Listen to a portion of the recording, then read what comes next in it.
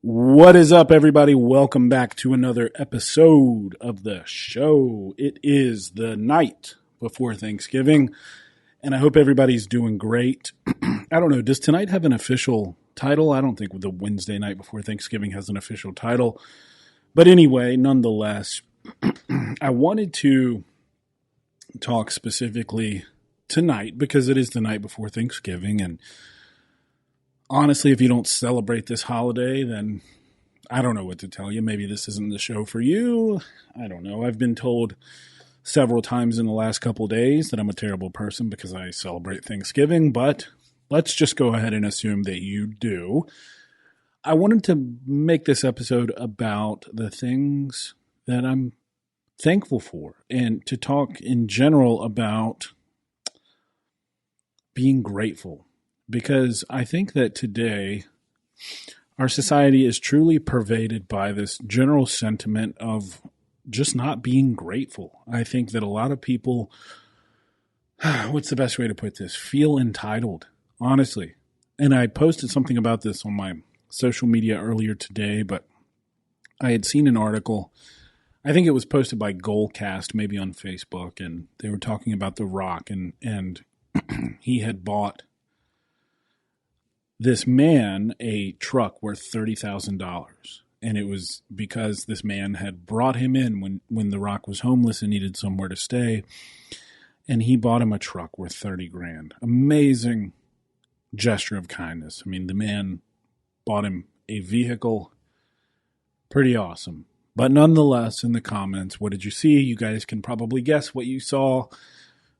Stuff like, should have bought him a house. You're worth this much money. Why couldn't you buy him a house? Why didn't you do more? Why didn't you do this? Why didn't you do that? And inevitably, none of these people are actually spending any amount of their own net worth to do any good in the world.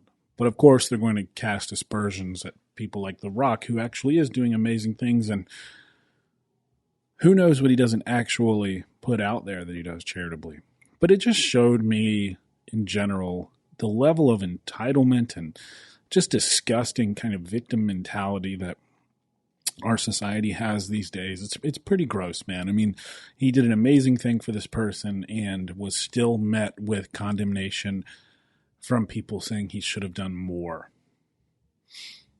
And that really just sort of represented for me the overarching mentality of our society these days. I just see it every day, day in and day out. People just feel as though they're entitled to things and they don't need to work for them. And they'll be quick to lever accusations of not doing enough at people who have already done more than them. It's pretty gross.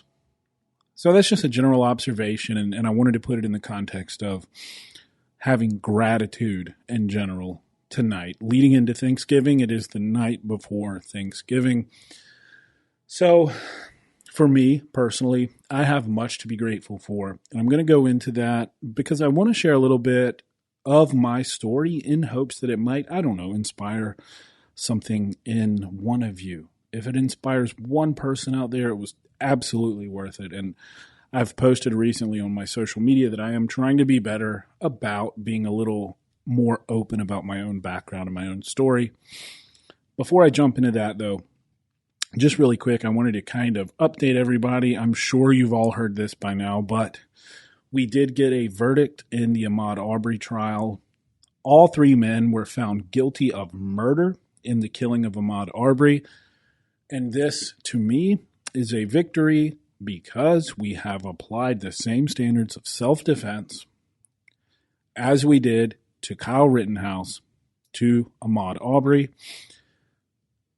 He was trapped. He had the right to defend his life. He did not have a weapon, so it was within his right to try and procure the weapon of one of the assailants who had trapped him. Thusly, when he was shot, they are culpable because he was defending his own life. Now, this is important, and I'm not going to belabor this because I am bringing Josh Kello back in the office, or in the studio, rather. My studio sits in the office gym. I'm going to bring him back in to discuss this trial beginning to end, kind of like what I did with the Kyle Rittenhouse trial, because I think it's important. And then we'll probably bring him back to discuss the Ghislaine Maxwell trial as well, which is, by the way, something everyone should keep their eyes on and make sure you pay attention to what's happening there. I think of all these trials, probably this one is the most consequential. It's certainly the most impactful in terms of the number of victims and how deep the roots of this reach into sort of the fabric of our society. I mean, powerful people exploiting young people, and then other powerful people using that exploitation to exploit the other powerful people. It's really gross. It's disgusting, and we'll see how it all unfolds. But Ahmaud Arbery, his trial, the three assailants, the three men who were involved, are all found guilty. We're going to bring Josh back, the defense attorney that I had on to discuss the Rittenhouse trial, and he will cover this trial. So I'm looking forward to that. I've already told him that I want to have him back here soon to discuss all of this. But this is important because what did you see with the Rittenhouse trial? You saw a lot of accusations being thrown around, saying asinine things like, well, if Kyle were black, it wouldn't have happened that way, and yada, yada, yada. Of course, the very same day, you had, I believe his first name was Andrew, his last name was Coffey, who was exonerated on 5 charges of murder or attempted murder, and his claim was also self-defense, and he was black, is black.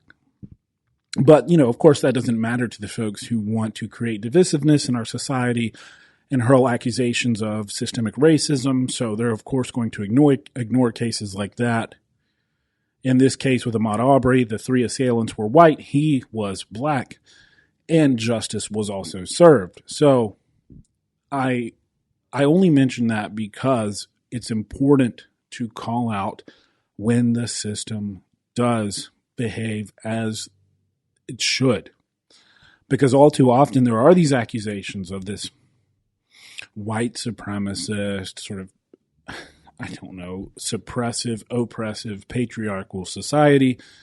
But of course, when you dive into the actual data, it doesn't flesh out that way at all. So I think it's important to indicate examples. Now, of course, when I point out things like that on Twitter and Instagram and Facebook, people will say stuff like, oh, that's only one example. But they're also giving the Kyle Rittenhouse trial as an example of white supremacy. So, of course, the cognitive dissonance there is strong. But I digress. Talking about gratitude. So tomorrow is Thanksgiving.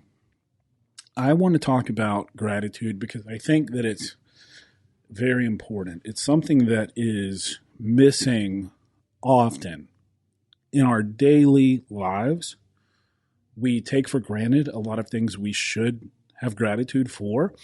So for me, for example, and I've told my story before, so I'm not going to go into extreme detail, but I am extremely grateful every single day that I wake up and I get a chance to have 24 hours to do my best. And I truly mean that. When I wake up every day, that's like the first thought that goes through my head, and I'll tell you guys why.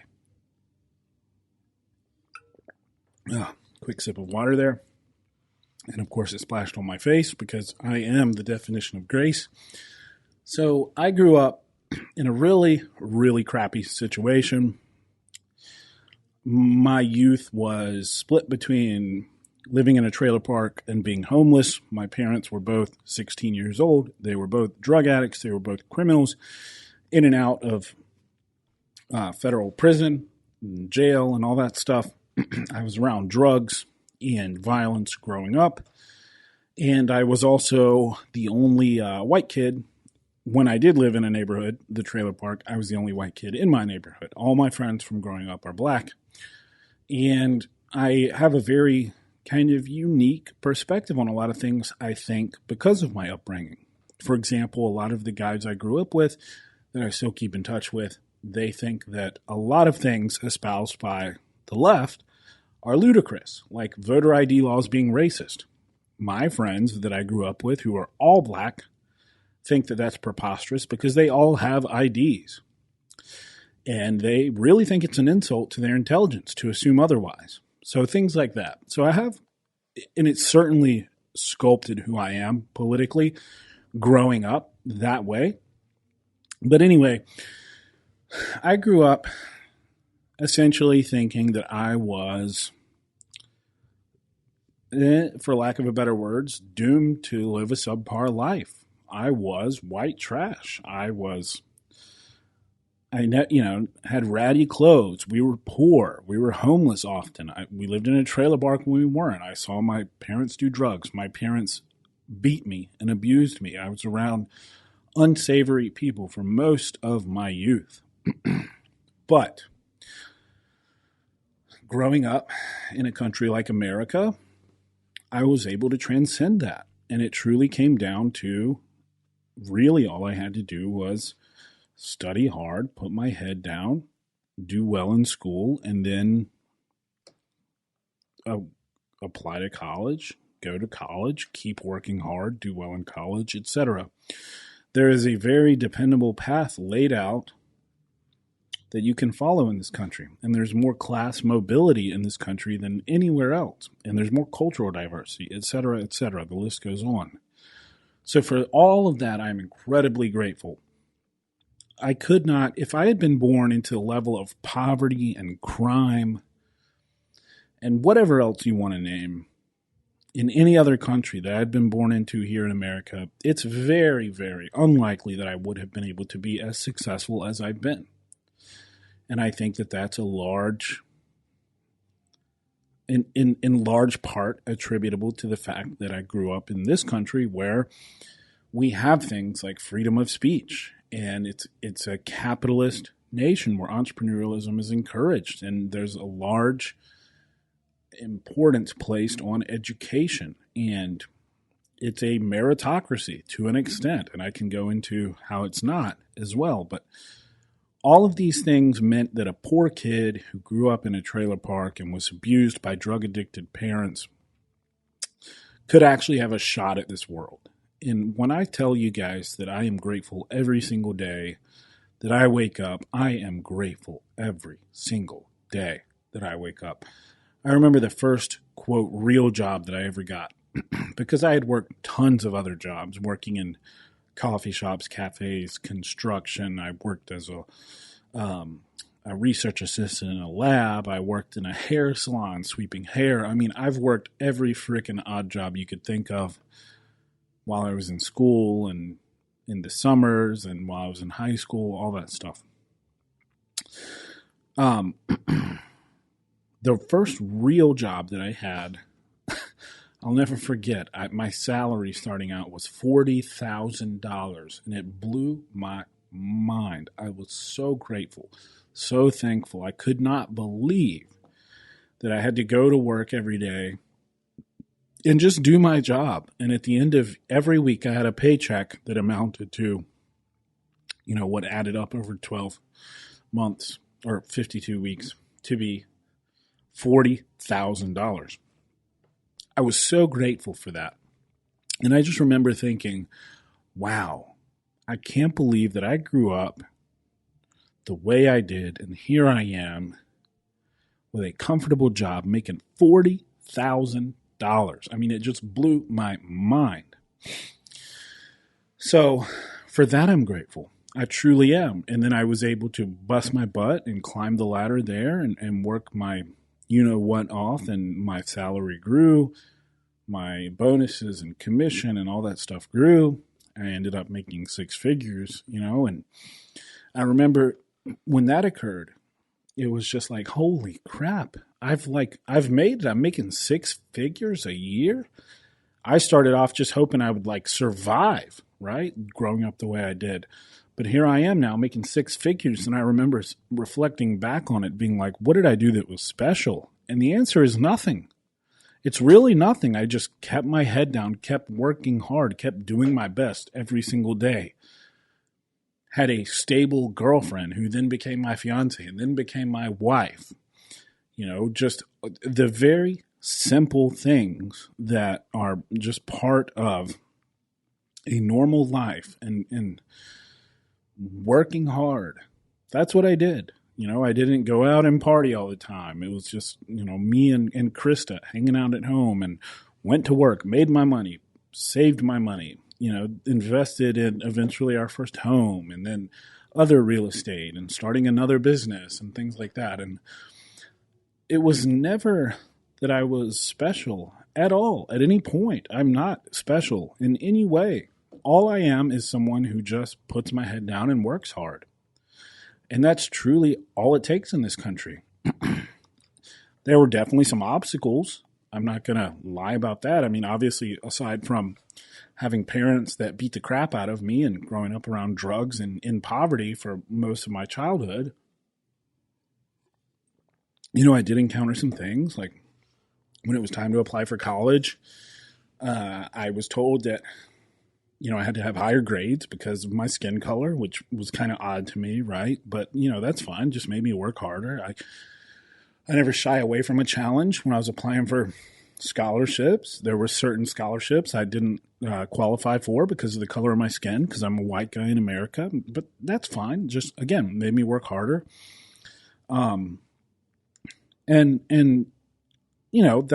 That's great because, and this is what really baffled me. When I would talk to people who were people of color, and they just would say that there's fewer opportunities in America for them. And I'm just thinking back to when I was applying to college, and I literally was not eligible for certain financial aid, certain scholarships, certain assistance, because I'm not a person of color. Now, they were eligible for all the ones I was eligible for, but they were just eligible for others on top of that. And I thought about the fact that they could have lower grades than me to get into school. And it just really has perplexed me that there's this ongoing narrative about less opportunity for people of color, because we really do everything we can to lower the barrier of entry. And I have my own opinions on that. I think that's not a good idea, because what it does is it lowers the standard and ends up forcing people to not have to work as hard. I mean, the only reason I truly am as successful as I am is because at every step along the way, I had to work harder. Iron sharpens iron, and you're not going to be forged into the best person you can be if you're not held to a high standard. So I actually think it's an injustice to people of color, to racial minorities, to require them to get lower scores to get into universities. But anyway, that was, those are some of the obstacles I encountered. Of course, when I was applying to grad school, there was certain opportunities I was not eligible for. And then getting out of grad school, going to job fairs and stuff, there were certain, at different times there were job fairs for minorities and things like that. And, it's kind of weird. It's weird being told that you're not eligible for things because of your race. And I completely empathize with people of color who had to grow up back in the 50s and 60s, and they were told the same thing. It sucks, man. It sucks. It's like, what? I don't qualify for that because I'm white? That's weird. I grew up poorer than all my black friends. We were literally the poorest family in the neighborhood of all black people, and then myself. Yet then I'm applying to schools, and I'm told that I'm privileged and have to get higher grades. I'm like, well, where the hell was that privilege? Because my parents were 16 and beat the shit out of me and did drugs. And my black friends' parents were older and had jobs and had stable households. And so that's why I went to my black friends' houses to spend the night instead of my own house. And now I'm being told that I've lived a privileged life when I apply to school. But again, I digress.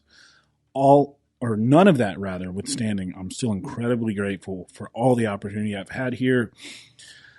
Yes, the bar was set higher for me, but that's fine. It just forced me to work harder, and it made me more successful as a result of it. If I hadn't had to meet higher standards to get into undergrad and grad school and everything else coming up, who knows if I would have had the wherewithal to start a successful business, grow it, and then sell it by the time I was 30 for millions of dollars. Who knows? I don't think that's the case, because I was forced in a crucible of adversity to have to rise above, and I had to get higher scores, and I had to work even harder. And that's just made me who I am today. So for that, I'm grateful. I truly am grateful. Now, on the other side of that coin, I do think, again, and this is, having conversations with my wife, who's a person of color. The scores she had to get into college she didn't have to get as high as scores as I did. We went to the same undergrad. And she thinks it's an injustice. Like, of course, if you lower the standard for a group of people, they're not going to ultimately be at the highest possible standard they can. Why would they? You're telling them it's okay to get in based on this. So anyway, I hate that that's happening. I hate that people of color are being essentially looked at in a condescending way, thinking that they can't achieve high enough scores the same as white kids or Asian kids or whatever. But nonetheless, I'm incredibly grateful to live in this country where opportunity is really what you want it to be, no matter what ethnicity, skin color, gender identity, whatever. You can achieve what you put your mind to. And it's never been more true than that, especially with the internet. If you start a business on the internet, they don't know what color you are. The internet doesn't see race. They just see your product. They see your business. So for that, I'm grateful. I think we're approaching more of a meritocracy, at least insofar as the marketplace goes. I think we have a lot of work to do on our institutions like education, who set certain groups of people up for failure by lowering the standards for them. But all in all of those things considered, I'm just so grateful to have been born in this country. There were certain times in my youth where I was laying on the ground in front of my mom's car, crying, trying to block her from leaving to go score drugs, where I wasn't so grateful. But in hindsight, I'm incredibly grateful because even despite all of that stuff that I went through, I was able to make something of myself and do something with myself in this great nation. And some of it is my work ethic. Some of it is my refusal to quit. But a lot of it, my friends, is because this is America, the land of opportunity. I think a lot of us have gotten to a point where we're ungrateful for all of that because we've had it so good for so long and we don't have any actual real problems that we start to take issue with this great nation. And of course, we absolutely have our issues we need to remedy. There are injustices of the past that some artifacts of which still perpetuate into the present day, but in large part, we've done a lot about those things, and we're continuing to do a lot about the remaining issues. And no country is perfect, but look, there's a reason there's tens of millions of people trying to get into this country and no other country. All right? You can talk trash about how bad it is here in America all day long, but I guarantee you would not move to any other nation. And if you did, you'd probably get there and realize that you had it really good here. Even the other Western nations who don't have constitutionally protected freedom of speech, I think a lot of us don't realize how important that is. So anyway, my friends, the night before Thanksgiving, I just wanted to come in here and talk about gratitude and how grateful I am. And I'm also grateful for all of you. It really blows my mind every day that people give a shit about what I have to say. So for that, I'm thankful. And I truly do appreciate all of you. And I hope you will take some time to reflect on your life and realize that you have much to be grateful for. And with that, my friends, until next time, keep your minds free.